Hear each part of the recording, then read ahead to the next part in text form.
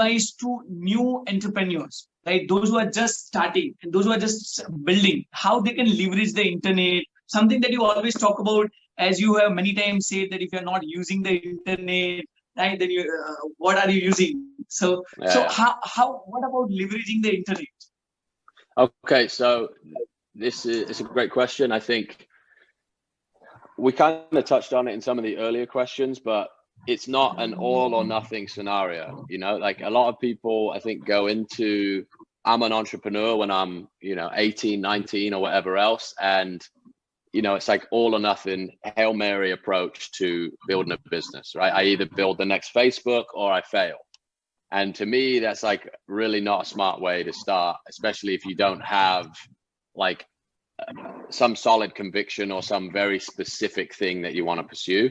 So my advice would be based on what worked for me, which would be you can learn on somebody else's dime, essentially, right? You can get paid to learn, you can get paid to figure out the inefficiencies of an industry. A lot of great entrepreneurs come out of industries that they've had like a bad experience in, and just like, okay, this thing needs to be fixed. There's a much better way for us to manage. So I think one of the things, maybe even, I've had this conversation a couple of times, the film The Social Network, I don't know when that came out, 2010 or something. I think a lot of people watch that film, they're like, I'm going to be Mark Zuckerberg, right? I'm going to build this huge, enormous, world-beating company.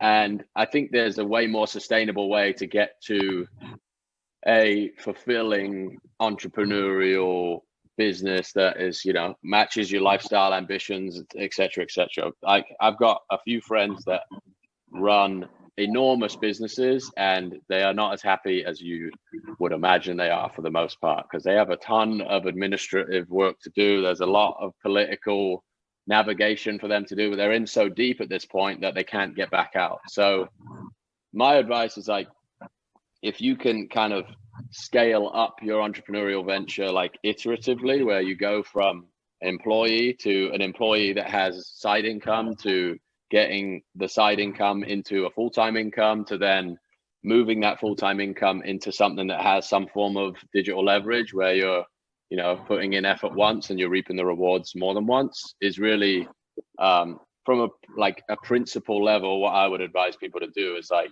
you don't have to go and build a billion-dollar thing on day one.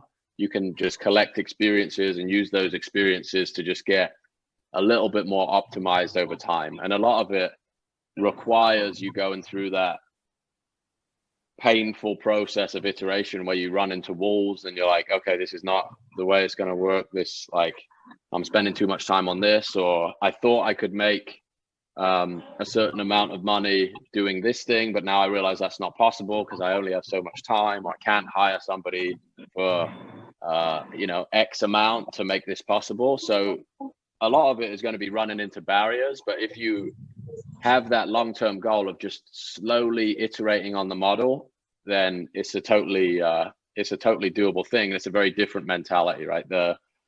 I think it depends on your definition of entrepreneur. Some people think an entrepreneur is like, the builder and steward of a international, enormous business. But an entrepreneur could also be somebody who wakes up at 10 o'clock and works 3 hours a day, 3 days a week, right? There are so many different definitions of the word entrepreneur that has to come from what you like desire from a lifestyle perspective, and then you design the business around that outcome. So I think getting more in tune with what you want, some of that is going to come from experience, and others is you're just going to inherently know. Like I know from experience, I have very little desire to build a massive team and, have international offices and things of that nature. It just doesn't do it for me. So I'm not going to pursue that route because it will make me miserable, right? I'm sure there would be a way to do it, but why would I do it?